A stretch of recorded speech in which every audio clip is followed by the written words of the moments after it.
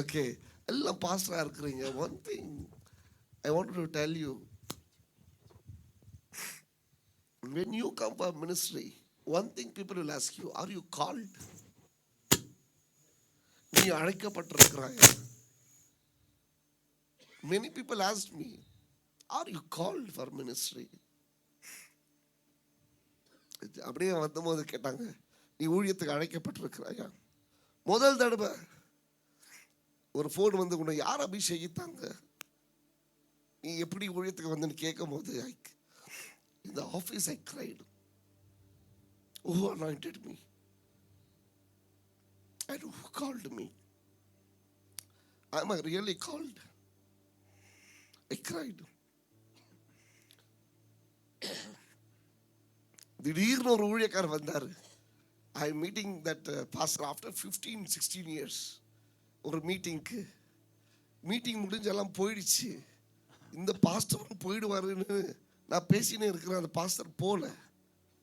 சரி, இவரு போவாருன்னு பார்க்குறேன். இந்த பாஸ்டர் போல. மீட்டிங் முடிஞ்ச பிறகு மகாதேவ்புரால சபை ஆரம்பித்து சில நாட்களில் 5-6 பேர் நாங்கள் ஆராதனை செய்யும் போது போவார்னு பார்த்தா போல. சரி ஐயா ஜெபம் பண்ணுங்க அப்படின்னா இவர் போவாருன்னு நினச்சிட்டு ஏஞ்சி எனக்கு ப்ரேயர் பண்ணுங்க அப்படின்னு. அப்போ அவர் சொன்னார், ஐ ஆம் வெயிட்டிங் ஃபார் தட்.